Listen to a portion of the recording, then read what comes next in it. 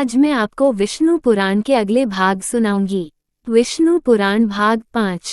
भगवान विष्णु ने जय और विजय से कहा, महामुनियों का शाप झूठा साबित नहीं हो सकता। तुम दोनों मेरे प्रति मैत्री भाव रखते हुए 7 जन्मों में तर जाना चाहते हो या मेरे साथ द्वेष करते हुए शत्रु बनकर 3 जन्मों तक मेरे हाथों मृत्यु को पाकर यहाँ पर आना चाहते हो।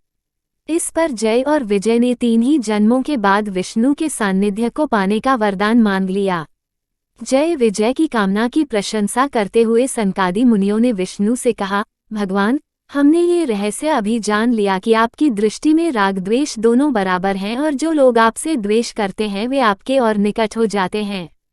आपके द्वारपालों को जल्दबाजी में हमने शाप दिया, हम अपनी करनी पर पछता रहे हैं। कृपया हमें क्षमा कीजिए। इसके बाद वे लक्ष्मी नारायण की स्तुति करते हुए वहां से चले गए। इसके बाद जय और विजय कश्यप प्रजापति की पत्नी दिति के गर्भ से हिरण्यकश्यप और हिरण्याक्ष के रूप में पैदा हुए। वे दोनों भाई बड़े पराक्रमी बन गए। घोर तपस्या करके ब्रह्मा को प्रसन्न कर उनसे वरदान प्राप्त किए और विष्णु के प्रति द्वेष करने लगे। हिरण्यकश्यप ने राक्षसों का राजा बनकर विष्णु का सामना करने का निश्चय किया। हिरण्याक्ष ने विष्णु को कुपित करने के लिए अनेक अत्याचार किए और पृथ्वी को लुढ़काते लुढ़काते रसातल समुद्र में धकेल दिया। पृथ्वी रसातल समुद्र में डूब गई। भूदेवी ने विष्णु की स्मृति करके अपना उद्धार करने की प्रार्थना की। विष्णु ने भूदेवी पर अनुग्रह करके दशावतारों में से तीसरा वराहावतार लिया।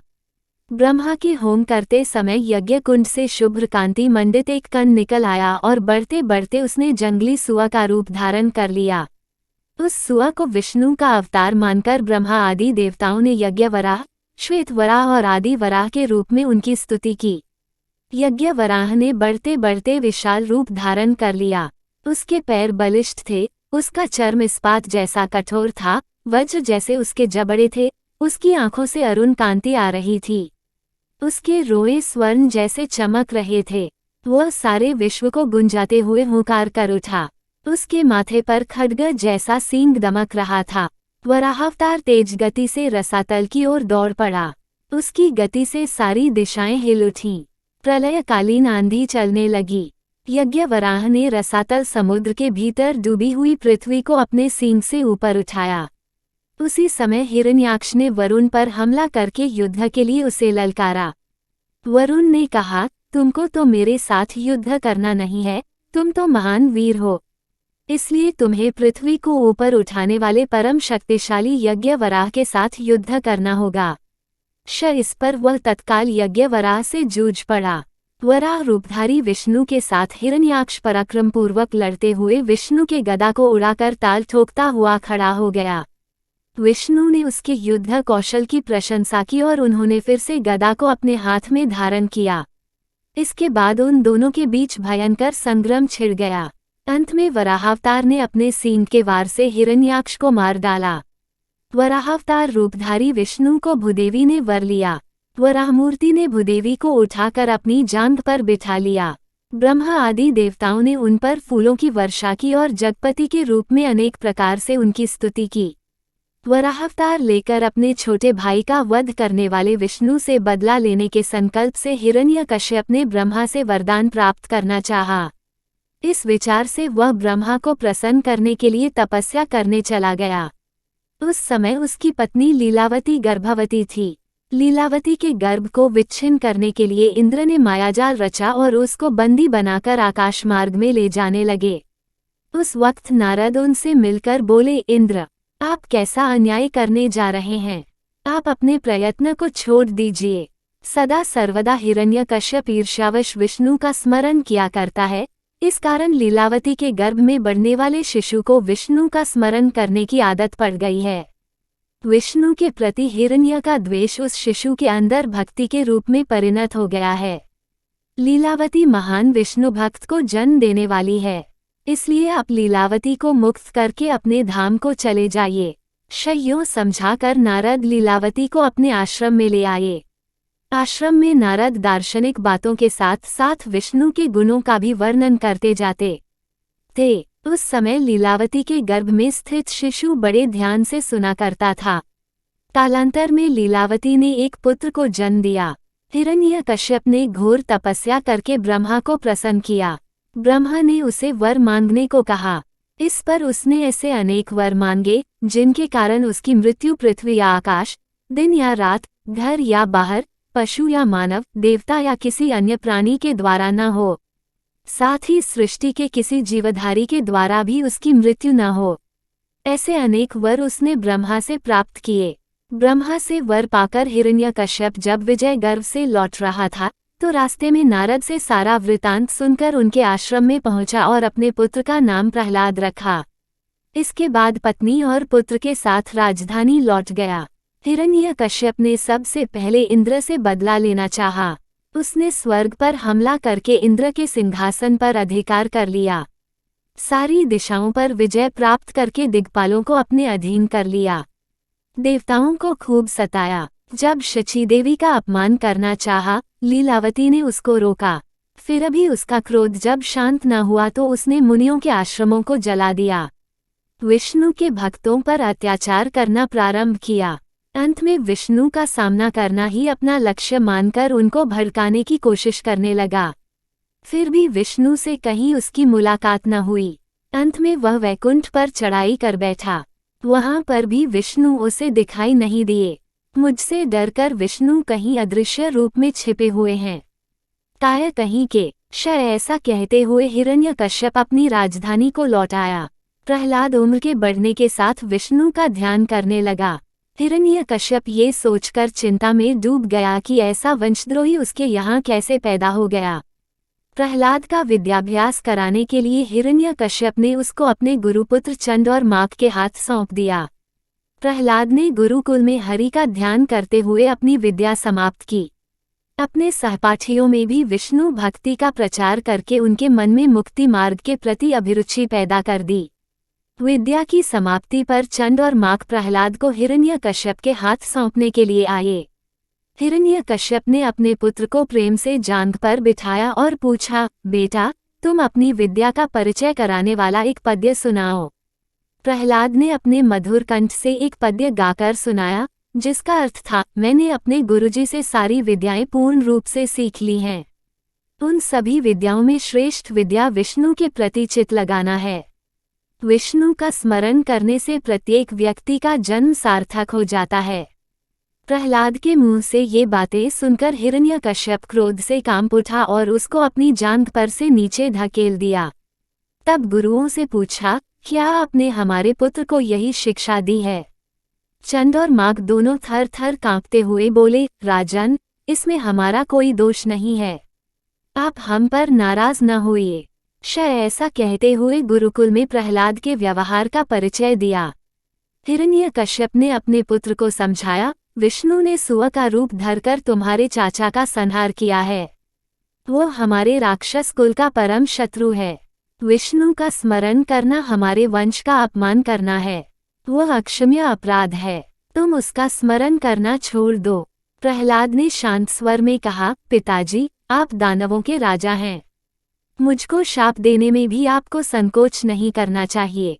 लेकिन मैं क्या करूं? जैसे लोहे का टुकड़ा चुंबक की ओर आकृष्ट हो जाता है, वैसे ही मेरा मन भी विष्णु की ओर खिंचा हुआ है।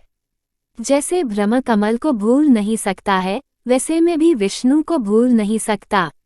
यह मेरे वश की बात नहीं है। मेरे शरीर में प्राण के रहते उनको भूल जाना असंभव है। मेरी आत्मा ही विष्णु स्वरूप है। छोटे बालक के मुंह से ऐसी बातें सुनकर हिरण्यकश्यप विस्मय में आ गया। फिर क्रोध में आकर गरजते हुए बोला, तब तो तुम्हारी मौत निश्चित है। तुम अन्न जल के बिना मर जाओ। इसके बाद प्रहलाद को कारागार में धकेल दिया। पुत्र प्रेम के कारण लीलावती तड़प उठी। लीलावती के दुख को देख हिरण्यकश्यप ने प्रहलाद को कारागार से मुक्त कर दिया। विष्णु का ध्यान करते तन्मयावस्था में अत्यंत शोभायमान पुत्र को देख हिरण्यकश्यप ये सोचकर आश्चर्य में आ गया कि कई दिनों से अन्न जल के बिना ये कैसे जीवित है। फिर गुस्से में आकर उस बालक को हाथियों के पैरों तले डाल दिया। हाथी प्रहलाद को देख घबरा उठे, मानो सिंह को देख लिया हो। महावतों ने अंकुश चलाकर बालक को हाथियों से रौंदने का प्रयत्न किया, मगर बालक का बाल भी बांका न हो सका। सांपों से डिंसवाने का प्रयत्न किया गया पर सांप बालक को चूमकर फन फैलाकर नाच उठे। इसके बाद प्रहलाद को पहाड़ की चोटी पर से नीचे धकेलवा दिया गया। फिर समुद्र में फेंकवाया गया, कालकूट विष पिलवाया। फिर भी प्रहलाद को जीवित देख हिरण्यकश्यप ने उससे पूछा, तुम क्यों नहीं मरते? इसका क्या रहस्य है? प्रहलाद ने हंसकर उत्तर दिया, इसमें कोई रहस्य की बात नहीं है। हाथियों में, सांपों में, पत्थर, अग्नि, समुद्र, जहर आदि में ही नहीं, बल्कि आप में और मेरे भीतर भी विष्णु ही विद्यमान है। मुझको मारने के प्रयत्न और मेरा जीवित रहना, ये सब उनकी लीलाओं का महात्म्य है, पिताजी। प्रहलाद की बातों से हिरण्यकश्यप का क्रोध भड़क उठा। वो उस बालक की बाँह पकड़कर सभा भवन के बीच खींच ले गया और अपना गदा हाथ में ले लिया। उस दृश्य को देख लीलावती बेहोश हो गई। चारों तरफ घिरे हुए राक्षस प्रमुख चकित हो मूर्तिवत खड़े रह गए। सभा मंडप के सामने लोहे से निर्मित एक विजय स्तंभ खड़ा था। हिरण्यकश्यप ने वह स्तंभ दिखाकर प्रहलाद से पूछा, अरे कुलद्रोही, वह मेरा विजय स्तंभ है। मेरे छोटे भाई का वध करने वाले विष्णु के साथ युद्ध करके तुम्हारी आंखों के सामने उसका संहार करूंगा। क्या तुम्हारा विष्णु उस स्तंभ के अंदर है? आपको संदेह करने की कोई जरूरत नहीं है, वे सर्वत्र विद्यमान हैं और उसके अंदर भी हैं। प्रहलाद ने झट जवाब दिया। हिरण्यकश्यप ने तेज गति से जाकर उस स्तंभ पर गदा से प्रहार किया। प्रलय ध्वनि के साथ पृथ्वी और आकाश गूंज उठे। धुएं के बादल चारों तरफ फैल गए। स्तंभ दो टुकड़ों में फट गया। उसके भीतर से चकाचौंध करते हुए दशावतारों में से चौथा नरसिंह अवतार धारण कर विष्णु प्रकट हुए। सिंह का सर, मानव का धड़, हाथों में सिंह के नाखून, ऐसा अपूर्व रूप को लेकर नरसिंह प्रलयंकर ध्वनि के साथ गरज उठा। उस वक्त ऐसा लगा मानो पांचजन्य फूंक दिया गया हो। सुदर्शन चक्र उनके चतुर्दिक घूमते हुए दिखाई पड़े। विष्णु पुराण भाग 6। हिरण्यकश्यप ने प्रहलाद का आलिंगन करके कहा, प्रहलाद, तुम्हारी वजह से इतने साल बाद मुझे विष्णु के साथ लड़ने का मौका मिल गया है। यूं कहते गदा उठाकर नरसिंहावतार के साथ लड़ने को तैयार हो गया। नरसिंह ने प्रलय गर्जन करते हुए उछलकर हिरण्यकश्यप को पकड़ लिया और उसको सभा भवन के द्वार तक ले गए। इसके बाद अंदर व बाहर से अतीत द्वार के चतुर्भुज पर, रात व दिन से परे संध्या के समय, आकाश व पृथ्वी से भिन्न अपनी जांघों पर रखकर, अस्त्र शस्त्र से परे अपने नाखूनों से उन्होंने ब्रह्मा से प्राप्त सभी वरदानों से भिन्न हिरण्यकश्यप को पेट फाड़कर मार डाला। नरसिंह ने प्रहलाद को अपने पिता की अंत्येष्टि क्रिया करने तथा राज्य सूत्र को संभालने का आदेश दिया। फिर उसको आशीर्वाद देकर नरसिंह अवतार विष्णु अंतर्धान हो गए। इस प्रकार जय और विजय का पहला जन्म समाप्त हो गया। विष्णु के आदेशानुसार प्रहलाद ने चिरकाल तक राज्य शासन किया और इसके बाद अपने पुत्र विरोचन को गद्दी पर बिठाकर वो विष्णु भक्ति से प्रेरित होकर जंगलों में चला गया। विरोचन के बाद उसका पुत्र बलि गद्दी पर बैठा। क्षीरसागर के मंथन के समय उच्चौश्रवा नामक जो घोड़ा पैदा हुआ था, उस पर बलि ने अधिकार कर लिया। राक्षसों के शिल्पी मय ने उसके लिए थल, जल व गगन में विचरण कर सकने वाला वाहन बना कर दिया। अमृत की प्राप्ति में राक्षसों के साथ जो अन्याय हुआ, उसका बदला लेने के विचार से बलि देवताओं के साथ लड़ने को तैयार हो गया। देवताओं ने अमृत का सेवन किया था, इसलिए बड़े ही उत्साह के साथ उन्होंने राक्षसों का सामना किया। बलि ने इंद्र के साथ भयंकर युद्ध किया। उस संग्राम में राक्षस बुरी तरह हार गए। राक्षसों के गुरु शुक्राचार्य ने मृत संजीवनी विद्या के द्वारा मृत राक्षसों को पुनः जीवित कर दिया। देवताओं से मुंह की खाने के बाद बलि ने बड़ी लगन से राक्षसों को फिर से संगठित किया तथा देवताओं को हराकर अपने राज्य का विस्तार किया। सारे भूमंडल पर अधिकार करके बड़ी दक्षता के साथ राज्य करते हुए बलि चक्रवर्ती कहलाया। शुक्राचार्य ने उसके द्वारा 100 अश्वमेध यज्ञ कराए। इसके बाद बलि ने स्वर्ग पर आक्रमण कर दिया। उसके हमले से घबराकर स्वर्ग के निवासी देवता जंगलों में भाग गए।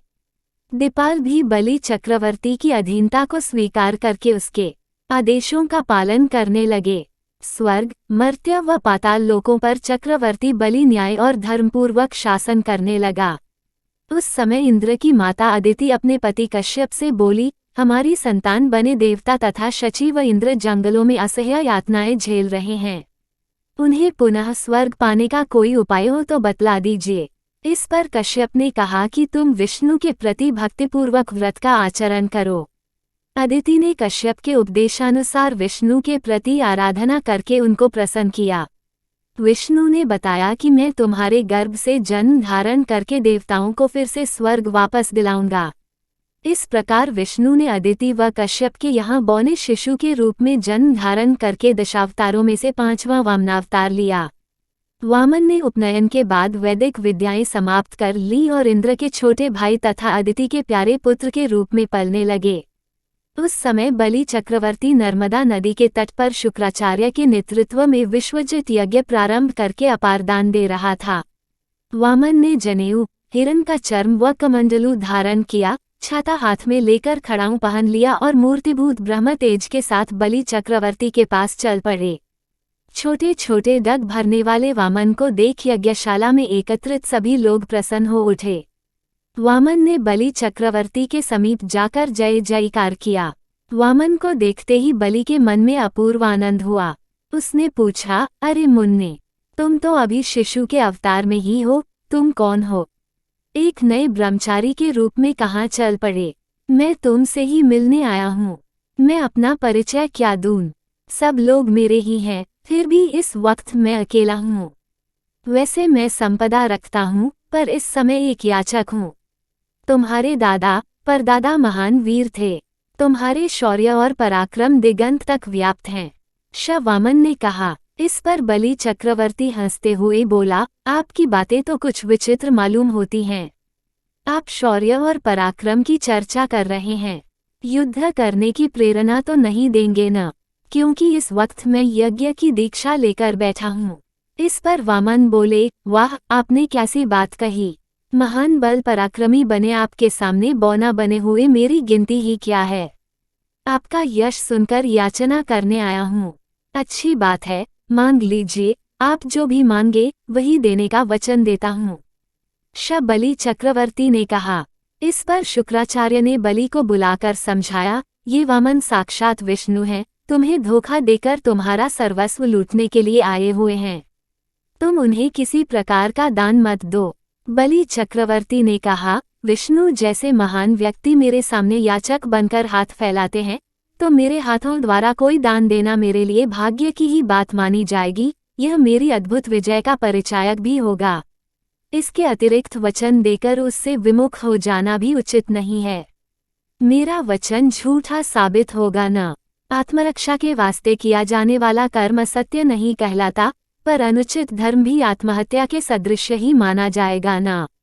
शुक्राचार्य ने कहा, चाहे जो हो, वे चाहे मेरे साथ कुछ भी करें या मैं हार भी जाऊं, फिर भी वह मेरी पराजय नहीं मानी जाएगी। ये धर्मवीरता ही होगी। वैसे शिवी चक्रवर्ती आदि जैसे दान करके यश पाने की कामना भी मेरे अंदर नहीं है, परंतु वचन देकर इसके बाद उससे मुकर कर काय कहलाना मैं नहीं चाहता। बलि चक्रवर्ती ने कहा। इस पर शुक्राचार्य क्रोध में आ गए और शाप देने के स्वर में बोले, तुम्हारे गुरु के नाते मैंने तुम्हारे हित के लिए जो बातें कहीं, उन्हें तुम धिक्कार रहे हो। याद रखो, तुम अपने राज्य तथा सर्वस्व से हाथ धो बैठोगे। बलि चक्रवर्ती ने विनयपूर्वक कहा, गुरुदेव, आप नाहक अपयश के शिकार हो गए। मैं सब प्रकार के सुख दुखों को समान रूप से स्वीकार करते हुए दान देने के लिए तैयार हो गया हूँ, पर आपका ये शाप विष्णु के लिए वरदान ही साबित हुआ, क्योंकि गुरु के वचन का धिक्कार करने के उपलक्ष्य में प्राप्त शाप को विष्णु केवल अमल करने वाले हैं, पर अन्यायपूर्वक उन्होंने बलि के साथ दगा किया है।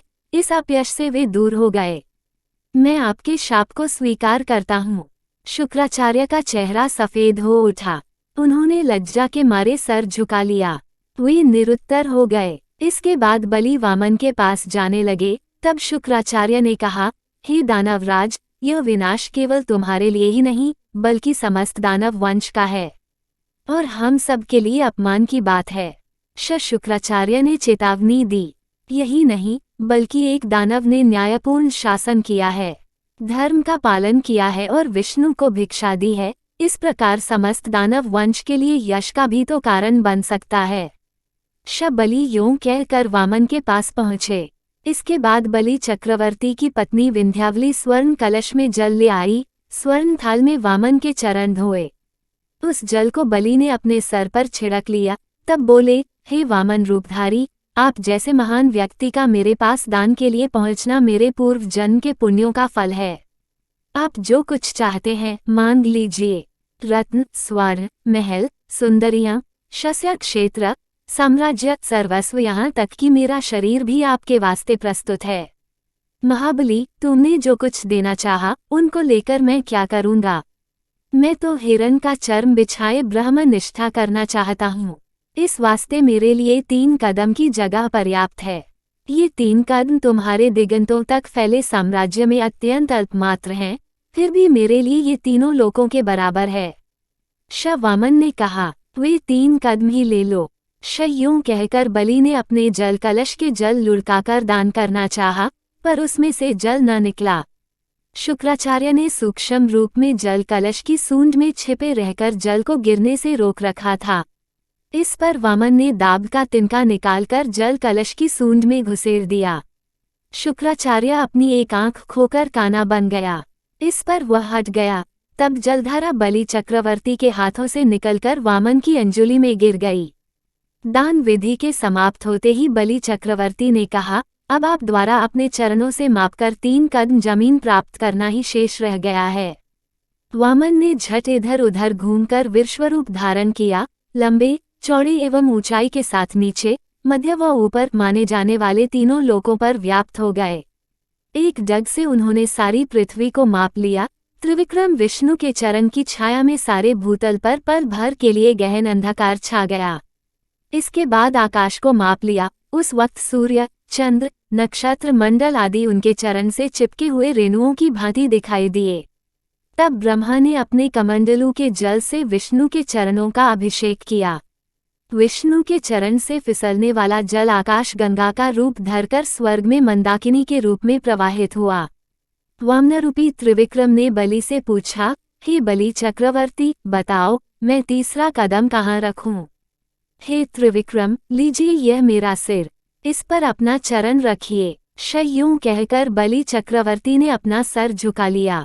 इस पर विष्णु ने अपने विश्वरूप को वापस ले लिया। फिर से वामन बनकर बलि के सर पर चरण रखकर बोले, बलि, पृथ्वी तथा आकाश को पूर्ण रूप से मापने वाला यह मेरा चरण तुम्हारे सर को पूर्ण रूप से माप नहीं पा रहा है। उस समय प्रहलाद ने वहां पर प्रवेश कर कहा, भगवान, मेरा पोता आपका शत्रु नहीं है, उस पर अनुग्रह कीजिए। बलि चक्रवर्ती की पत्नी विंध्यावली ने कहा, वामनवर, मेरे पति का किसी भी प्रकार से अहित न हो, ऐसा अनुग्रह कीजिए। बहन, आपके पति के लिए हानि पहुंचाना किसी के लिए भी संभव नहीं है, इसलिए तो मैंने याचक बनकर उनसे दान लिया है। इनका धार्मिक बल ही कुछ ऐसा है। यूं समझाकर वामन प्रहलाद की ओर मुड़कर बोले, जानते हो बलि मेरे लिए कितने प्रिय व्यक्ति हैं। ये कहते वामन विष्णु की संपूर्ण कलाओं के साथ शोभित हो लंबे वेत्र दंड समेत दिखाई दिए। हे बलि चक्रवर्ती, तुम्हारी समता करने वाला आज तक कोई न हुआ और न होगा। आदर्शपूर्ण शासन करने वाले चक्रवर्तियों में तुम्हारा ही नाम प्रथम होगा। मैं तुम्हें सुतल में भेज रहा हूँ। पाताल लोकों के अधिपति बनकर शांति एवं सुख के साथ चिरंजीवी बनकर रहोगे। तुम्हारी पत्नी तथा तुम्हारा दादा प्रहलाद भी तुम्हारे साथ होंगे। मैं तुम्हारे सुतल द्वार का इसी प्रकार दंडपानी बनकर तुम्हारा रक्षक रहूंगा। यूं कहकर वामनावतार विष्णु अंतर्धान हो गए। विष्णु पुराण भाग 7।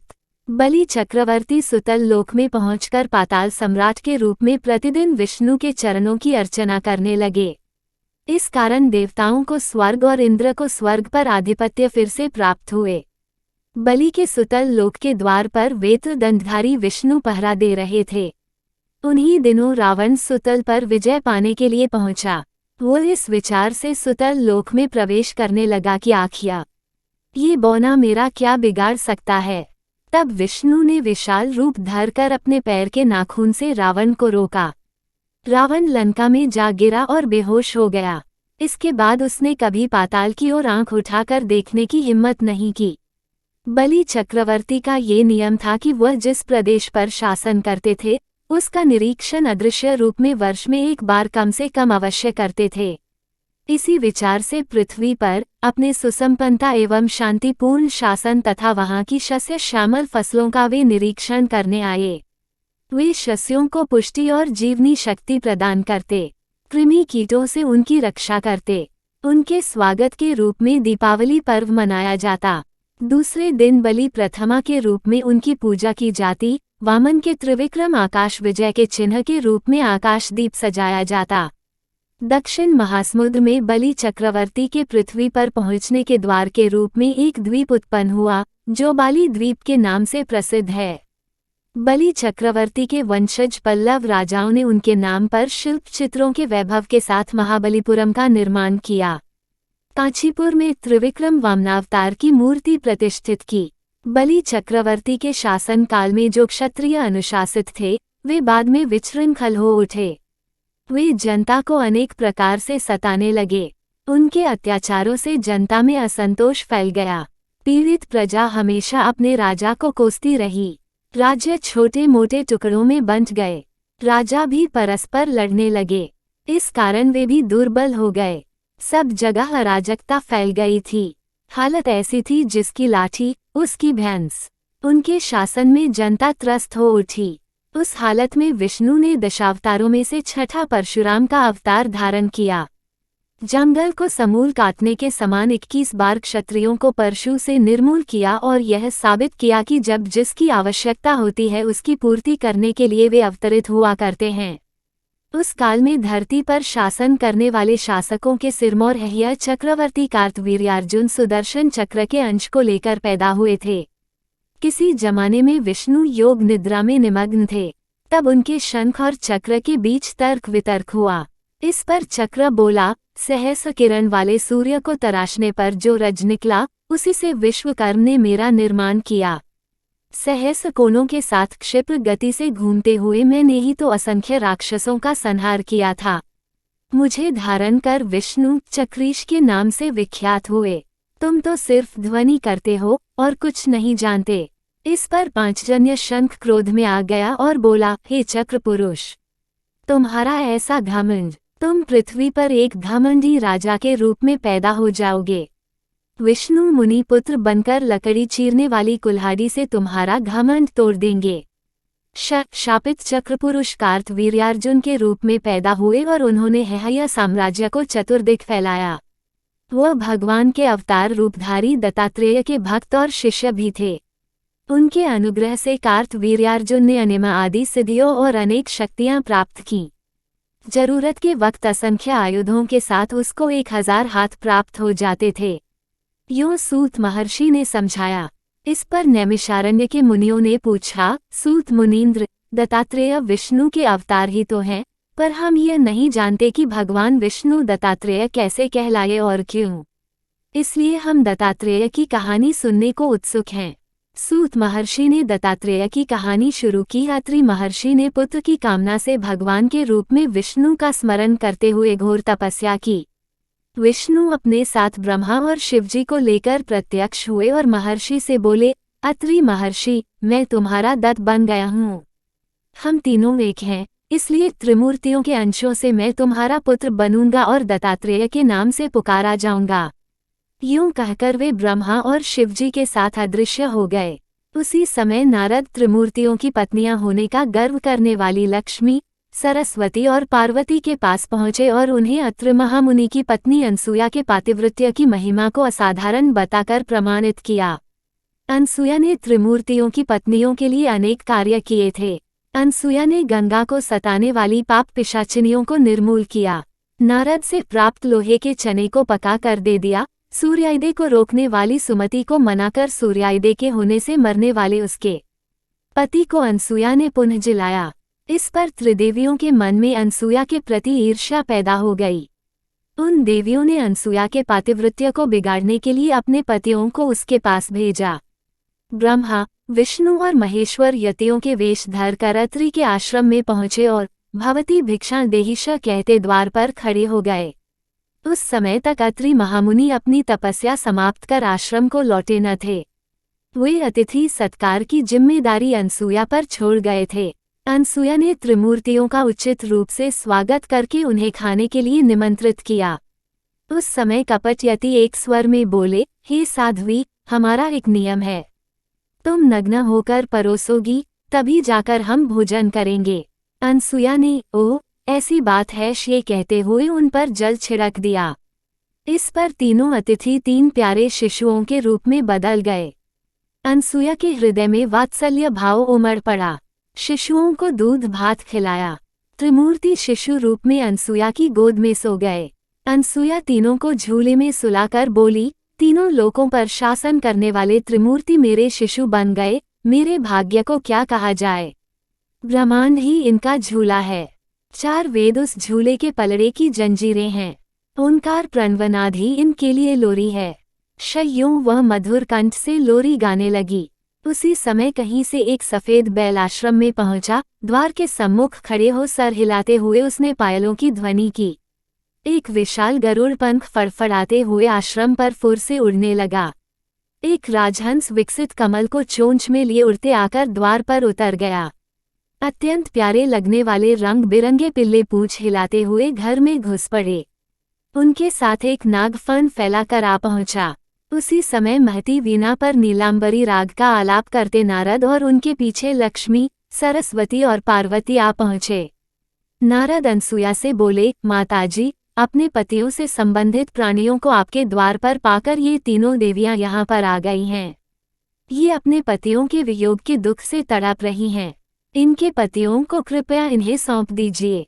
अनसुया ने विनयपूर्वक तीनों देवियों को प्रणाम करके कहा, माताओं, उन झूलों में सोने वाले शिशु अगर आपके पति हैं तो इनको आप ले जा सकती हैं।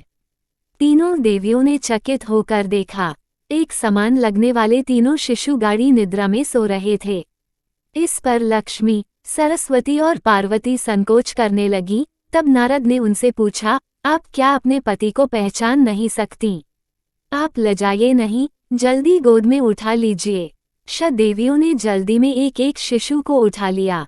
वे शिशु एक साथ त्रिमूर्तियों के रूप में खड़े हो गए। तब उन्हें मालूम हुआ कि सरस्वती ने शिवजी को, लक्ष्मी ने ब्रह्मा को और पार्वती ने विष्णु को उठा लिया है। तीनों देवियां शर्मिंदा होकर दूर जा खड़ी हो गईं। इस पर ब्रह्मा, विष्णु और महेश्वर इस तरह सटकर खड़े हो गए मानो तीनों एक ही मूर्ति के रूप में मिल गए हों। उसी समय अत्रि महर्षि अपने घर लौट आए। अपने घर त्रिमूर्तियों को पाकर हाथ जोड़ने लगे। तभी ब्रह्मा, विष्णु और महेश्वर ने एक होकर दत्तात्रेय रूप धारण किया। मध्य भाग में विष्णु तथा एक और ब्रह्मा और दूसरी तरफ शिव के मुखों के साथ हाथों में शंख, चक्र, गदा, पद्म, त्रिशूल व कमंडलू तथा कंधे पर लटकने वाले भिक्षा पात्र सहित त्रिमूर्ति के रूप में विष्णु दत्तात्रेय का अवतार लेकर अत्रि और अनसुया के पुत्र बने। कार्तवीर्यार्जुन दत्तात्रेय की पूजा करके महान शक्तिशाली बनकर विशाल सेना को लेकर विजय यात्रा पर चल पड़े। जमदग्नि महर्षि के पुत्रों में राम आखिरी व्यक्ति थे। सदा कुल्हाड़ी लिए हुए आश्रम व जनपदों का निर्माण करने तथा जमीन को खेती के लायक उपजाऊ बनाने लिए जंगलों को काटना ही उनका प्रमुख कार्य था। हिमालय में तपस्या करके उन्होंने शिवजी को प्रसन्न किया। शिवजी ने उनको बड़ा ही प्रभावकारी परशु प्रदान किया। उस परशु को धारण कर वे परशुराम कहलाए। भृगुवंशज होने के कारण वे भार्गवरम नाम से भी विख्यात हुए। एक समय परशुराम की माता रेणुका देवी नदी के तट पर गई और देर तक न लौटी।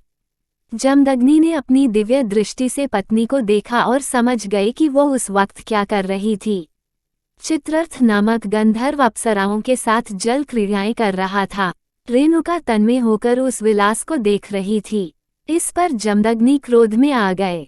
अपनी पत्नी के लौटने पर जमदग्नि ने पुत्रों को बुलाकर माता का सर काटने का आदेश दिया। परशुराम के भाई यह जघन्य कार्य करने को तैयार न हुए। जंगल से लौटकर आए हुए परशुराम को देख जमदग्नि ने उनको आदेश दिया कि वह अपनी माता और भाइयों के सर काट डाले।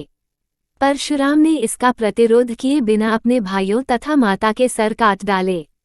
जमदग्नि ने प्रसन्न होकर पूछा, बेटा, तुम कौन सा वर चाहते हो, मांग लो।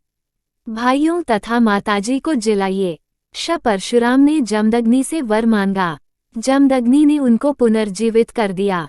अपनी तपो महिमा के प्रति परशुराम के विश्वास तथा उसकी सूक्ष्म बुद्धि पर जमदग्नि प्रसन्न हुए और आशीर्वाद दिया। परशुराम, तुम कारण जन्मधारी हो, सदा चिरंजीवी बने रहोगे। कार्तवीर्यार्जुन अपनी विजय यात्रा समाप्त कर अपनी राजधानी महिष्मती नगर को लौट रहा था। उसी मार्ग पर जमदग्नि का आश्रम था। उस समय राजा व सैनिक बहुत ही भूखे थे। जमदग्नि ने कामधेनु अंश वाली अपनी होम धेनु की वजह से उन सबको भारी भोज दिया। वह गाय जो चीज चाहे असंख्य लोगों को भी देने की क्षमता रखती थी। कार्तवीर्य ने सोचा कि ऐसी गाय उसके पास रहे तो सैनिकों के लिए आहार की समस्या हल हो सकती है। इस लोभ में उसने सैनिकों को आदेश दिया कि वे उस गाय को महिष्मती नगर में हाँक कर ले आएं। इस पर जमदग्नि ने उनका विरोध किया। तब दुष्ट सैनिक उनको जमीन पर धकेलकर गाय को खींच कर ले गए। विष्णु पुराण भाग 8।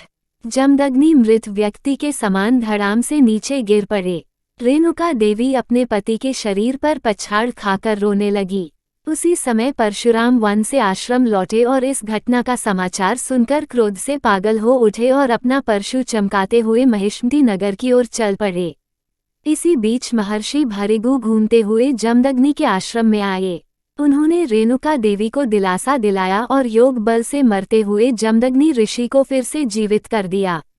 उधर महिष्मती नगर में सैनिक धेनु को निर्दयतापूर्वक पीट रहे थे क्योंकि उनकी इच्छा के अनुसार अब वो वस्तुएं नहीं दे रही थी। तभी प्रलय लाने वाले रुद्र के समान परशुराम वहां पहुंच गए। सैनिक भय से तितर बितर हो गए। धेनु की पीठ पर हाथ रखकर उन्होंने उसे प्यार किया और निर्भय होकर आश्रम में लौट जाने को कहा। धेनु आश्रम की ओर भाग पड़ी। इसके बाद परशुराम राजा के महल के पास पहुंचकर उसे ललकारने लगे। कार्तवीर्य ने पहले समझा कि परशुराम कोई साधारण मुनिकुमार होगा, किंतु जब उनकी वीरता के बारे में मालूम हुआ तो वह अपने हजारों हाथों से परशुराम पर टूट पड़ा।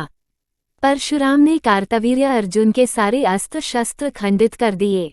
उसके 1000 हाथों को शाखाओं की तरह काट डाला। कार्तवीर्य बेजान धड़ के समान पृथ्वी पर गिर पड़ा। उस समय उसे स्मरण हुआ कि वह तो चक्र पुरुष है और शापवश उसने ये जन्म धारण किया है। परशुराम को विष्णु का रूप मानकर मन ही मन उन्हें प्रणाम किया और सुदर्शन चक्र में विलीन हो गया। परशुराम अब अपने आश्रम में लौट आए तथा पिता को जीवित पाकर उन्हें कार्तवीर्य की मृत्यु का समाचार सुनाया। ये सुनकर उनके पिता जमदग्नि ऋषि बोले, तुमने जो काम किया है वो मानवों के लिए उचित नहीं है। इसके प्रायश्चित के रूप में तुम्हें तप करना होगा। उद्धरण पिताजी, राजा जब अपने कर्तव्य को भूलकर पाप करने लगता है तब उसे दंड देने का अधिकार सबको है। मैं तपस्या आपका आदेश समझकर करूंगा, प्रायश्चित के रूप में नहीं। ये कहकर परशुराम तपस्या करने चले गए। इधर कार्तवीर्य के 1000 पुत्र हेहय क्षत्रियों को संगठित करके जमदग्नि ऋषि के आश्रम पर टूट पड़े। उस समय जमदग्नि समाधि में लीन थे। सैनिकों ने ऋषि का सिर काटकर दूर फेंक दिया। रेणुका देवी ने पहले रक्षा के लिए परशुराम को 21 बार पुकारा और फिर छाती पीटती हुई अपने पति के धड़ पर गिरकर बिलख बिलख कर रोने लगी। जमदग्नि का सिर लुढ़कते लुढ़कते कुछ दूर जाकर 2 शिलाओं के बीच अटक गया। क्षत्रियों ने आश्रम में आग भी लगा दी। आग की इन लपटों में रेणुका देवी अपने पति के धड़ के साथ जलकर भस्म हो गई। उधर परशुराम जंगल में तप कर रहे थे। अचानक उनके कानों में अपनी माता की पुकार 21 बार गूंज उठी। इसे अशुभ संकेत समझ वे एक ही छलांग में आश्रम को लौट आए। उस समय आश्रम धू धू कर जल रहा था। उनके माता पिता भस्म हो चुके थे। हेहय क्षत्रिय आश्रमवासियों तथा ग्रामीणों को क्रूरतापूर्वक लूट मार रहे थे। ये सब देखकर परशुराम की आंखों में प्रलय की लपटें उठने लगीं। उन्होंने शिवजी का ध्यान करके अपने परशु को हाथ में लिया और उन क्षत्रियों को कंटीली झाड़ियों की तरह काटने लगे। इसके बाद शिलाओं के बीच फंसे अपने पिता के सिर को छाती से लगाकर परशुराम बोले, मेरे हृदय की ज्वाला से मेरे आंसू सूख गए हैं। मैं क्षत्रियों के रक्त से आपका तर्पण करूंगा और उनके रक्त में आपका सिर डुबोकर आपकी अंत्येष्टि क्रिया करूंगा। उद्धरण ऐसा कहकर परशुराम एक ऊंची शिला पर चढ़ गए और उन्होंने परशु को ऊपर उठाकर गरजते हुए 21 बार प्रतिज्ञा की, मैं इस परशु से पृथ्वी पर के सभी क्षत्रियों का अंत कर डालूंगा। उनकी भयंकर ध्वनि से दिशाएं गूंज उठीं। उनकी इस भीषण प्रतिज्ञा को सुनकर ब्रह्मा तथा सभी ऋषि महर्षि वहां पर आ गए और परशुराम को शांत हो जाने का उपदेश दिया। महर्षि भृगु ने कहा, बेटा, भगवान स्वयं दुष्टों को दंड देंगे और साधु संतों की रक्षा करेंगे। हम ऋषि मुनियों को ये शोभा नहीं देता। इस पर परशुराम बोले, जब मनुष्य अपना कर्तव्य भूलकर दूसरों पर अत्याचार करने लगता है और जब उसका दुराचार अंतिम सीमा पर पहुंच जाता है, तब हम लोगों में से ही किसी में भगवान प्रकट होते हैं और पापियों को सजा देते हैं। आप मेरे पितामह हैं, समझ लीजिए कि मैं भी एक ऐसा ही व्यक्ति हूँ। यूं कहकर परशुराम हिमालय की कैलाश चोटी पर तपस्या करने चले गए। शिवजी तपस्या से प्रसन्न हो प्रकट हुए। इस पर परशुराम बोले, शिवजी की आज्ञा के बिना चींटी तक नहीं काटती। आप तो लय पुरुष हैं, सब कुछ जानते हैं, इसलिए आपको कुछ कहने की आवश्यकता नहीं है। आप मेरी प्रतिज्ञा जानते हैं, कृपया उसे पूर्ण करने के लिए आवश्यक बल प्रदान कीजिए। शिवजी परशुराम को अनेक अस्त्र शस्त्र के साथ एक दिव्यास्त्र देते हुए बोले कि तुम्हारे नाम पर संसार में भार्गवास्त्र के नाम से प्रसिद्ध होगा। तुम विशेष कारण से मानव देह में जन्म लेने वाले अवतार पुरुष हो। जाओ, तुम्हारे कार्य में कोई बाधा नहीं आएगी। इसके बाद परशुराम गोलोक में कृष्ण के रूप में रहने वाले विष्णु के पास गए। कृष्ण ने उन्हें कृष्ण कवच के साथ अपनी शक्ति भरकर एक दिव्य धनुष भी दिया और कहा कि रामावतार में ये धनुष तुमसे वापस ले लूंगा। इस प्रकार देवताओं से दिव्यास्त्र लेकर परशुराम ने क्षत्रियों का संहार करना शुरू कर दिया। राजाओं के दुशासन और अत्याचार से पीड़ित प्रजा ने परशुराम का साथ दिया। कार्तवीर्य के पुत्र तथा सभी यहया वंश के क्षत्रिय नगर छोड़कर भाग गए। परशुराम ने आग्नेयास्त्र से महिष्मती नगर को जला दिया। 21 दिनों तक वहां से आग की लपटें उठती रहीं। यह राजाओं की राजधानी जलकर राख हो गई। कार्तवीर्य के 1000 बेटों ने तथा अन्य यहया क्षत्रियों ने देश के सभी राजाओं का संगठन कर परशुराम का सामना किया, किंतु परशुराम ने बलि के पशुओं के समान सबके सिर उड़ा दिए।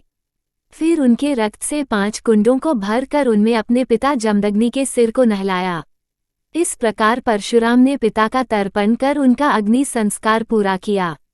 जहां परशुराम ने रक्त के 5 कुंड बनाए थे, उस स्थान का नाम शमंत पंचक था। बाद में वही स्थान कुरुक्षेत्र के रूप में प्रसिद्ध हुआ।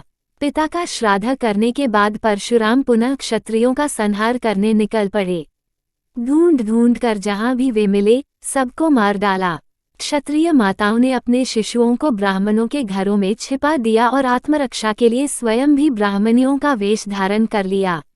ब्राह्मण परिवारों की शरण में रखे गए क्षत्रियों ने बड़े होकर फिर से अपने राज्यों का विस्तार किया, किंतु परशुराम ने फिर सारे देश में ढूंढ ढूंढ कर उन्हें मार डाला। इस प्रकार उन्होंने 21 बार क्षत्रियों को निर्मूल कर दिया और अंत में प्रतिज्ञा पूरी कर अपने अधीन की सारी धरती कश्यप को दान में दे दी। फिर स्वयं दक्षिण समुद्र में स्थित महेंद्र पर्वत पर तपस्या करने चले गए। जिन क्षत्रिय बालकों को ब्राह्मण परिवारों तथा आश्रमों में छिपा दिया गया था, कश्यप ने परशुराम से प्राप्त भूमि उनमें फिर से बांट दी। इस प्रकार क्षत्रियों के राज्य पुनः स्थापित हो गए। राजा इक्ष्वाकु के वंश में राजा रघु उत्पन्न हुए। राजा रघु इतने प्रतापी और यशस्वी हुए कि इनके नाम पर ही इनका वंश विख्यात हो गया। इसी रघुवंश में बहुत समय बाद विष्णु ने राजा दशरथ के सबसे बड़े पुत्र राम के रूप में अवतार लिया। उन्होंने मनुष्य के सामने आदर्श जीवन का उदाहरण रखा और मनुष्य के विकास के मार्ग में रोड़ा अटकाने वाले असुरों का वध करके आदर्श राम राज्य की स्थापना की। हिरण्यकश्यप और हिरण्याक्ष को विष्णु ने नरसिंह अवतार के रूप में मार दिया था। दूसरे जन्म में ये दोनों राक्षस रावण और कुंभकर्ण बनकर संसार को फिर सताने लगे। रावण ने भारी तपस्या कर ब्रह्मा से यह वरदान प्राप्त किया कि देवता, यक्ष, गंधर्व आदि कोई भी उसे मार न सके। वो मृत्यु के खतरे से निश्चिंत होने के कारण बहुत अहंकारी हो गया और मनुष्य पर अत्याचार ढाने लगा। रावण ने लंका से कुबेर को भगा कर लंका और उसके पुष्पक दोनों पर अधिकार कर लिया। उसने राक्षसों का संगठन कर कई अन्य लोकों को भी जीता। रावण के 10 सिर थे, इसलिए ये दशानन या दशकंठ के नाम से पुकारा जाता था। एक बार अपनी 20 भुजाओं के बल पर घमंड होने के कारण इसने कैलाश पर आक्रमण कर दिया। इस पर शिवजी ने अपने पांव के अंगूठे से इसे दबा दिया। वो एक शिला के नीचे दबकर पीड़ा से कराह उठा। तब से इसका नाम रावण भी पड़ गया। रावण ने शिवजी को क्रोधित जानकर उन्हें प्रसन्न करने के लिए अपने सभी सिर काटकर उन्हें भेंट कर दिया। तब शिवजी प्रसन्न हो गए और वह तब से महान शिव भक्त बन गया। रावण जितना वीर और पराक्रमी था, उतना ही वह दुष्ट भी था। नारियों का अपहरण कर उन्हें बंदी बनाना उसका नियम सा हो गया था। इस पाप के कारण उसे यह शाप मिला कि यदि वो किसी परनारी के साथ बलात्कार करेगा तो उसके 10 सिर फटकर टुकड़े टुकड़े हो जाएंगे। मई की पुत्री मंदोदरी रावण की पत्नी थी। वो अपने पति के हित की कामना से रावण को सद्मार्ग पर चलने के लिए समझाती रहती। उसका भाई विभीषण भी उसे पाप कर्म से हटाने का प्रयास करता, किंतु रावण किसी की परवाह नहीं करता और दुष्टता से बाज नहीं आता। विंध्याचल के दक्षिण भाग तक रावण के राज्य की सीमा फैली थी। इसके राक्षस आर्यावर्त में होने वाले यज्ञों में विघ्न डालते और यहाँ के ऋषि मुनियों को मारते सताते। आश्रमों और गांवों को जलाने तथा निर्दयी लोगों को कष्ट देने में उन्हें बड़ा आनंद आता था। उन्हीं दिनों कृष्णध्वज नामक एक राजर्षि ने वेदों के पाठ द्वारा एक पुत्री को प्राप्त किया। इसका नाम वेदवती थी। वह विष्णु को अपने पति के रूप में पाना चाहती था। इसके लिए उसने घोर तपस्या की। रावण उसे प्राप्त करना चाहता था, इसलिए उसने वेदवती से कहा, मैं विष्णु से भी महान हूँ, इसलिए पति के रूप में मेरा वरण कर मेरे साथ लंका चल। वेदवती ने इस पर रावण का अपमान किया। रावण ने उसका जूड़ा पकड़कर घसीटते हुए अपने साथ ले जाना चाहा। वेदवती ने क्रोधित हो रावण को शाप दे दिया, अरे दुष्ट, तूने मेरे शरीर को स्पर्श कर अपवित्र कर दिया है, इसलिए इस देह को अब त्याग दूंगी। परंतु याद रख, मैं अगले जन्म में लंका में ही जन्म लेकर तुम्हारे नाश का कारण बनूंगी। भगवान विष्णु राम के रूप में मेरा वरण करेंगे। इतना कहकर वेदवती योगबल से अग्नि प्रज्वलित कर उसमें जलकर भस्म हो गई। राक्षसों का अत्याचार समय के साथ बढ़ता गया और उनके पाप से पृथ्वी त्राही त्राही कर उठी। संसार के कल्याण के लिए विष्णु के अवतार का समय निकट आ गया था। इसलिए विष्णु ने मनुष्य के रूप में और देवताओं ने वानरों के रूप में जन्म लिया। विष्णु पुराण भाग 9। महाराज दशरथ ने पुत्र कामेष्टि यज्ञ बिना किसी विघ्न बाधा के पूरा कर लिया। यज्ञ कुंड से अग्निदेव खीर का पात्र ले प्रकट हुए और उन्होंने ये पात्र राजा दशरथ को प्रदान किया। दशरथ ने ये खीर आधी आधी कौशल्या और कैकेयी में बांट दी। राजा दशरथ के 3 रानियां थीं, कौशल्या, कैकेयी और सुमित्रा। कौशल्या और कैकेयी ने अपने अपने हिस्से से थोड़ी खीर सुमित्रा को भी दी। चौत्र शुक्ल नवमी के दिन कौशल्या के गर्भ से विष्णु नील मेघ कांति के साथ श्रीराम के रूप में अवतरित हुए। कैकेयी के गर्भ से विष्णु के शंख और पद्म के अंश लेकर भरत प्रकट हुए। शेषनाग का अंश लेकर स्वर्णिम वर्ण के लक्ष्मण तथा विष्णु के चक्र और गदा के अंश से माणिक कांति वाले शत्रुघ्न सुमित्रा के गर्भ से पैदा हुए। चौत्र शुक्ल नवमी को कौशल राज्य भर में रामनवमी के रूप में आनंदोत्सव मनाया गया। इतने में तीसरा चौत्र आ पड़ा। अयोध्या नगर में चक्रवर्ती दशरथ के ज्येष्ठ पुत्र का जन्मदिन बड़ी धूमधाम से मनाया गया। चौत्र पूर्णिमा की दुधिया चांदनी रात में दशरथ अपने महल में अपनी रानियों, 4 पुत्रों, मंत्री सुमंत्र, राजबंधुओं तथा अंतर्ग सखा भद्र के साथ मिष्टान भोज करने लगे।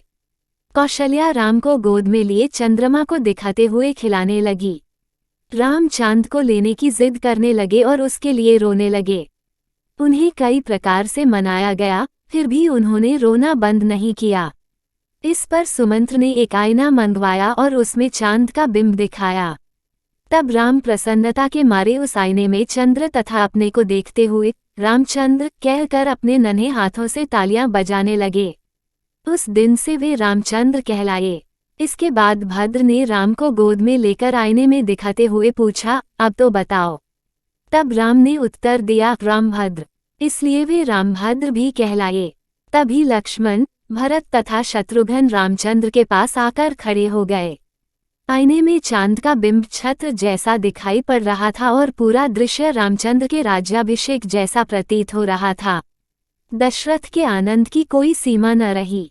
तीनों माताएं फूली न समाईं। राजकुमार धीरे धीरे बढ़ने लगे।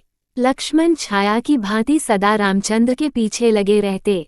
उनके पीछे पीछे भरत और शत्रुघ्न जुड़वे भाई के समान एक साथ खेलते हुए चलते। वैसे वे 4 भाई थे, पर वे सब मिलकर एक संपूर्ण रूप में दिखाई देते थे। चारों राजकुमारों ने ब्रह्मर्षि वशिष्ठ से सारी विद्याएं सीख लीं। रामचंद्र जी ने छोटी अवस्था में ही समस्त शास्त्र, वेद, वेदांग, धर्मसूत्र, योग रहस्य आदि का ज्ञान प्राप्त कर लिया। वशिष्ठ ने एक दिन रामचंद्र को समझाते हुए कहा, रामचंद्र, तुम्हारे वंश का मूल पुरुष सूर्य है, तुम रविराम हो, इक्ष्वाकु वंश के सिरमौर। तुम्हारे परदादा महात्मा रघु बड़े यशस्वी थे, तुम रघुकुल के चंद्र हो, रघुराम हो। महर्षि सूत नैमिषारण्य के मुनियों को जब रामचंद्र का प्रसंग सुना रहे थे तो मुनियों ने इनके पूर्वजों का इतिहास विस्तार से जानना चाहा। तब महर्षि सूत उन्हें इस प्रकार सुनाने लगे। महाकल्प के प्रारंभ में विवस्वत नाम से द्युतिमान हुए सूर्य के पुत्र वैवस्वत मनु हुए। वैवस्वत मनु के इक्ष्वाकु आदि 10 पुत्र हुए। वे सब महान चक्रवर्ती हुए और उन सब ने इस पृथ्वी पर हजारों वर्षों तक राज्य किया। इक्ष्वाकु वंश में दिलीप और रघु बड़े ही प्रतापी, धर्मात्म चक्रवर्ती के रूप में यशस्वी हुए। महाराजा दिलीप ने संतान प्राप्ति के लिए अपने कुल गुरु वशिष्ठ की सलाह मांगी। उनके आदेशानुसार राजा कामधेनु की अंश नंदिनी की बड़ी श्रद्धा भक्ति के साथ सेवा अर्चना करने लगे। एक दिन महाराजा दिलीप नंदिनी को जंगल में चरा रहे थे। नंदिनी चरते चरते एक गुफा में चली गई। उस गुफा में एक सिंह था। उस सिंह ने नंदिनी को पकड़ लिया। दिलीप ने सिंह पर बाण चलाना चाहा, किंतु उनका हाथ रुक गया। सिंह ने कहा, हे राजन, ये गाय मेरे लिए आहार बनकर आई है। आपका मुझे मारना अधर्म होगा, इसलिए आपके हाथ रुक गए। इस पर दिलीप ने कहा, तुम नंदिनी के बदले मुझे खा लो, किंतु इसे छोड़ दो। राजा के मुख से यह उत्तर पाकर सिंह अदृश्य हो गया। नंदिनी राजा दिलीप की भक्ति पर प्रसन्न होकर बोली, महाराज, मैंने ही माया से आपको ये दृश्य दिखाया है। मैं आपकी भक्ति की परीक्षा ले रही थी, आप उस परीक्षा में सफल निकले। नंदिनी ने राजा को संतान प्राप्ति का वरदान दिया। महाराजा दिलीप के पुत्र महाराजा रघु हुए। ये दानवीर के रूप में विख्यात हुए। एक बार एक तपस्वी राजा के अतिथि बनकर आए। उनके मन की कामना को भांप कर राजा अपनी रानी को उस तपस्वी के आश्रम में छोड़ आए। तपस्वी ने अपनी गलती मानकर बड़ा पश्चाताप किया और भक्तिपूर्वक रानी के चरण स्पर्श कर राजमहल में भिजवा दिया। महाराजा रघु ने एक बार दान में दी हुई चीज को वापस लेने से इनकार कर दिया। इस पर रानी ने राजा से निवेदन किया कि इससे अच्छा यह है कि आप मेरा सिर काट लें। इस पर रघु ने सचमुच रानी का सिर काटने के लिए तलवार चला दी, किंतु ये क्या, तलवार सिर से स्पर्श करते ही फूल बनकर बिखर गई। देवताओं ने उस राज दंपति की निष्ठा और कर्तव्य परायणता पर प्रसन्न होकर उन पर फूलों की वृष्टि की। महाराजा रघु ने अपनी सारी संपत्ति दान कर दी और जब धन न रहा तब कुबेर के पास गए। कुबेर ने आदरपूर्वक उनका स्वागत किया और उनकी इच्छा के अनुसार धन देकर विदा किया। रघु ने सारा धन याचकों में बांट दिया। महाराजा रघु के पुत्र थे अज। महाराजा अज बड़े शूर, वीर और पराक्रमी थे। एक बार स्वयंवर में भोजराज की पुत्री इंदुमती ने उन्हें वर लिया। राजा अज इंदुमती को साथ लेकर चल पड़े। एक दिन राजा अज इंदुमती के साथ उद्यान में घूम रहे थे। तभी आकाश मार्ग से नारद जी जा रहे थे। अचानक उनकी वीणा से लिपटी देवलोक की पुष्पमाला हवा में उड़ती हुई वहां आई और इंदुमती के कंठ में जा पड़ी। इससे इंदुमती की उसी घड़ी मृत्यु हो गई। राजा अज पत्नी की मृत्यु देख शोक में रोने लगे। तभी नारद वहां प्रकट हुए तथा राजा को उन्होंने इंदुमती के पूर्व जन्म की कहानी सुनाई। एक बार त्रिनबिंदु ऋषि की तपस्या भंग करने के लिए इंद्र ने हरिणी नामक अप्सरा को भेजा था। इस पर ऋषि ने हरिणी को मानवी जन्म का शाप दे दिया। हरिणी के अनुरोध करने पर ऋषि ने शाप से छूटने का उपाय भी बता दिया। स्वर्ग की पुष्पमाला के उसके कंठ में पड़ते ही इंदुमती को सुरबाला होने की याद हो आई। इसलिए वह देवलोक वापस चली गई। राजा अज के पुत्र थे दशरथ। ये देवासुर संग्राम में देवताओं की सहायता करने के लिए जाया करते थे। एक बार वे इंद्र की सहायता करने के लिए शंभरासुर से युद्ध करने चल पड़े। राजा दशरथ के साथ कैकेयी भी युद्ध में चली गई। युद्ध करते समय दशरथ के रथ का पहिया निकला जा रहा था। कैकेयी ने अपनी उंगली को धुरी में डालकर पहिए को रथ से निकलने से बचा लिया। रानी की वीरता से प्रसन्न होकर राजा दशरथ ने उसे 2 वर देने का वचन दिया, पर कैकेयी ने कहा था कि समय आने पर मैं अवश्य मांग लूंगी। राजा दशरथ शब्द भेदी बाण चलाने में दक्ष थे। एक बार ये प्रजा की फसलों को नष्ट करने वाले जंगली हाथियों का शिकार करने निकले। तभी उस अंधेरी रात में श्रवण कुमार अपने प्यासे माता पिता के लिए कमंडल से जल लेने एक जलाशय पर गए। जल लेने की आवाज सुनकर राजा दशरथ को शक हुआ कि फसल नष्ट करने वाले हाथी जलाशय पर पानी पी रहे हैं। दशरथ ने तुरंत आवाज की दिशा में तीर छोड़ दिया। तीर ठीक निशाने पर लगा और श्रवण कुमार घायल होकर चीखने तड़पने लगा। श्रवण कुमार की चीख सुनकर राजा दशरथ चौंक गए और शीघ्र ही दौड़कर उसके पास पहुंचे। मरते हुए श्रवण कुमार ने दशरथ से अपने प्यासे माता पिता को जाकर जल पिलाने का अनुरोध किया।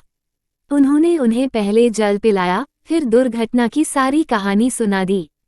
पुत्र शोक में बिलखते हुए श्रवण कुमार के माता पिता ने शाप देते हुए कहा, हे दशरथ, आप भी मेरे ही समान पुत्र के शोक में अपने प्राण छोड़ेंगे।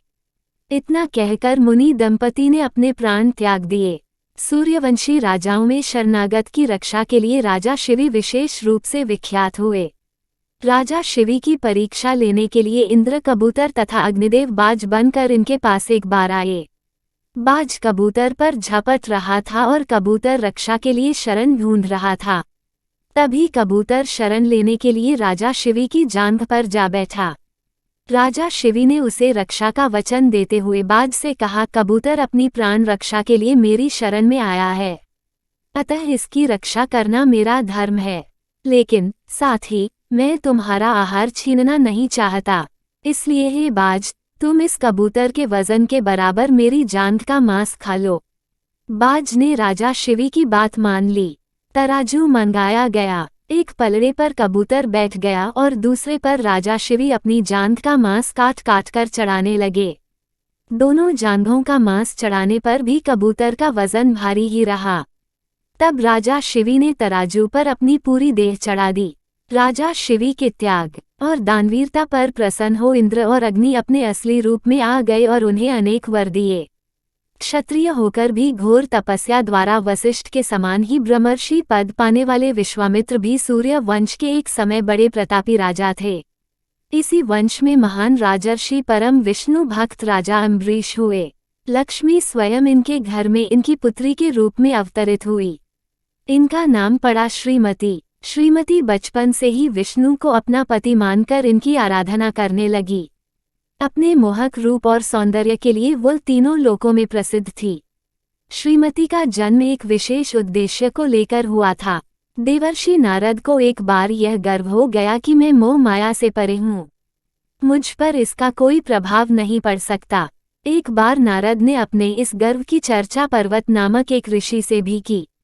एक बार घूमते घूमते नारद और पर्वत दोनों ऋषि राजा अम्बरीश के यहाँ पधारे।